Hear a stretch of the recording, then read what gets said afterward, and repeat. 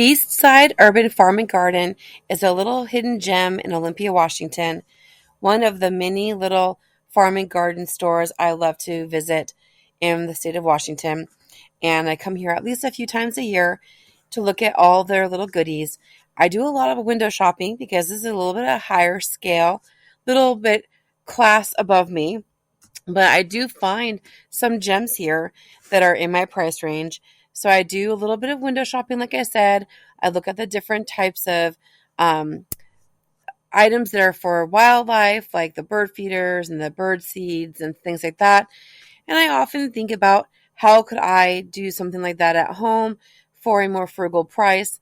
There are some things that are, very, you know, the prices are not very different from other places, but there are some things that are a little bit higher end, but they also have some things that I don't see other places.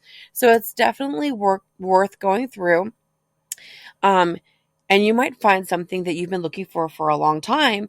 They have a lot of things that are just different. Like you can go to Walmart or the Dollar Tree or Home Depot and Lowe's, and you might find some of the things they have here for a better price. But there are going to be some things here that you cannot find anywhere else. So I love to come in through here. And one thing I do like is that you can get a little bit of cover crop. You can just get a little bit if you want to. So it's purchased by the pound, which is very nice. If you're on a budget, you don't have to get very much. You can just get a little bit. The area in the back left, there's this whole, I want to call it a library. They have all these books for sale, like all these different urban foraging books and so forth. My way of getting books like that is to go to, there's book sales at the libraries where they're used books. And a lot of this knowledge has been around for hundreds of years, if not thousands of years. So I like to buy things for like $1. Those books are high end and they are worth it if you have money. But I don't. So I am being frugal.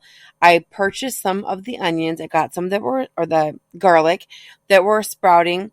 Um, I'm kind of funny when it comes to the things I choose. Often I choose things for the names or things like that. This one here, I think, was special for Washington State. Like, it's supposed to grow better here and be more adapted. If you look at this one here, it says originally discovered in Washington, and it stores for a long time. So I did grab some of those, and they're a bit expensive. It was like $5 for one because it's measured by weight. But I was like, you know what? It's the Inchelium Red Softneck. I was like, you know what? That's kind of neat. Something that's specific to here. I thought that was cute. It's called Irish Eyes. Super adorable. I didn't buy them because they're shallots. I always think of like, if I plant this one thing, am I going to get just one thing? Or if I'm going to plant this one thing, do I get like a lot of something? So like with the garlic, you have multiple cloves in one bulb of it, right? But with the onions, you just get one. So I thought that those little red baggies of the onions were a better deal, and I did buy a few of those. I didn't get the elephant garlic this time. I trust my husband to pick some up at the grocery store. I did get some of the yellow Stuttgart onion sets that are currently waiting to be planted, which will be happening soon. But I have some good ideas on how to plant those in a way that's really productive and easier and more like healthy for your body and not so stressful. This is upstairs. They have a really neat upstairs area. To me, going to a garden center is like kind of going to a zoo, except minus the animals, usually. But it's like going to like a terrarium. You go upstairs, everything's beautiful. There's like arts and craft things that they have for sale that people have made. They have all kinds of house plants. This is mostly house plants upstairs, and they're all really unique and beautiful. I have found some of the same plants in other places. Sometimes you can find, oh, that one's really cool looking. From like Facebook Marketplace or Craigslist, sometimes people will sell a cutting.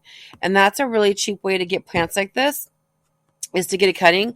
Or if you have there's a plant you really like, get the smallest one you can find, because the smaller size pots are usually a lot cheaper. So that's another way I like to save a little bit of money. This is a little bougie, I will say. Totally upscale. I'd say middle upper class probably shop here a lot, and I don't blame them, because if I had money like that to spend and burn, I would definitely go to places like this where it's just really upscale, and I love it. It's beautiful stuff, honestly. The way they have things set out is beautiful. They have really unique items. They have these things for like pickling and so forth. Someday I'm going to get into that because I love pickles, and I'm going to be making quick pickles this summer, which is the way I like to go, because I do get kind of nervous about botulism and other things. I'm a little bit of a germaphobe. Believe it or not, people who know me would be like, "What? You're a germaphobe?" Yes, I am. Um, yeah, so I'm a little bit nervous about pathogens. So I'm really careful. And so some people, trust themselves. I don't trust myself. So I do things like quick pickles, and like I could do like jams in a jar that are, freezer jars, or, refrigerated versions. But you'll have to watch somebody else's channel for things like making your own jams and preserves that are like kept in just like a dry shelf. So that's not my content. But I am, interested in those things. I'm just a little bit more wary of pathogens. So I do things like dried foods and things where I feel like it's more shelf stable. I love all these houseplants here. I actually have a lot of those because I bought a very, very small begonia from the W.W. Seymour Conservatory in Tacoma. If you haven't seen that video, it's on my first page there. Watch that video. You will be amazed. They have a little gift store there, and I bought a little polka dot begonia for, I think it was like $5, but it was tiny. And now I've taken so many cuttings off of that, and I've given them away to students and to friends and family and as gifts. And I just keep propagating it because it just does kind of grow a little bit wild, like really tall and leggy and stuff. So I just keep cutting it down so it kind of stays more maintained for me. This is like $38.50 for this container. I thought it was, oh, that's super cute, right? And then I was thinking, you know what? Dollar Tree has those little packs of 2 or 3 that are tiny for $1.25. And you get a couple of those and you're good to go. I did like it. I like that round shape, but it's not worth $35 extra to me to buy it for that particular shape. But I'm not high scale. You can take the girl out of the trailer park. Can't take the trailer park out of the girl. Yes, I was raised in a trailer park. So, lived all over the world and so forth. And I do have, I think, probably pretty good taste, but it's just not worth it to me to put on airs. So I like it, but it's $38.50. I love all these different plants. They're so cool.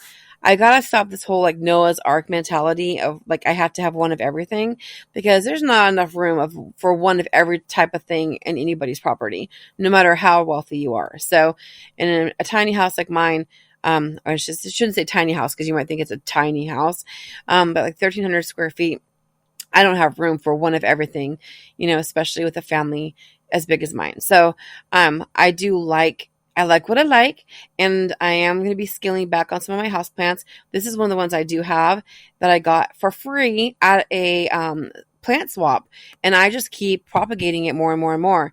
The real big trick I find those kinds of little cacti right there, the Easter cactus, they have those at Walgreens right now. I bought a few, actually. So they're actually not that much of a price difference. So if you came to the store, you'd probably get about the same price. And it wasn't a bad deal. So there are a few things that I'm like, whoa, I've seen that for cheaper. But there are some things up here that I haven't seen anywhere else. So, pretty unique. They've got some bromeliads over here, really cool. They've got all kinds of different decor. Their watering cans are a lot more expensive than other places, but they do have them that look a little bit more aesthetic, I guess you could say. Lots of prayer plants, which I just propagated a few more cuttings from one of mine. So I won't have to buy it, but I was just interested. I'm trying to look to see how much they cost. $38. So I just propagated one about that size that had a couple little long pieces. And so I just basically made myself $80. That's one of the neat things about propagating your own plants is that you can, it's another way for you to make a little money too. And every once in a while I'll look to see how much are they charging for those things. And I never would charge somebody $40 for a cutting. But I'm like, that's a pretty, pretty good deal. If you do sell some of your starts, I usually charge, I'll like have like a clear container, like a coffee, a coffee creamer container, rinse it out really good. And I'll just put a bunch of different kinds of cuttings in there, like prayer plant, basket plant, Zabrina, a bunch of things. And I'll say $5 for all of them. So that's kind of how I roll. And I basically repurposed a container that was going to go into the recycling bin. Didn't cost me anything. Took a couple cuttings. Didn't cost me anything. And then I have a little bit more money to spend on things like staghorn ferns and other things like that I really want, things I think I need, but I don't really need. I just like things I want. So these ferns are so pretty. And it reminds me of the staghorn fern that gets really big and it has that fuzzy look to it. It looks like the actual fuzz on antlers. I love it. It's so beautiful. This room is like, honestly, I would want to set up a chair and just read a book and just look at the plants and enjoy the ambiance. And there are some people up there going, oh my gosh, this is so cool. And then you hear people kind of gasping when they look at prices. So if you look at the price and you gasp, just think of it as like you're going to you're inside of a terrarium. You're looking at all these plants. It's you're going to this conservatory. Don't think of it as a place for shopping. Window shopping is a thing. You can go and you can look and you can enjoy the ambiance and you can enjoy the things that they have up there. You can like something and not have to own it, right? You don't have to own everything that you like. These moss poles are $12. You can make your own. I bought one off Temu. It was fine. Like I said before, I uninstalled that app from my device because I was buying too much junk. But you can make your own. That looks like a PVC pipe. You could use a piece of bamboo. These are actually felted birdhouses. And I don't know how well they would stand up in the elements or how comfortable it would be if it was soaking wet or something.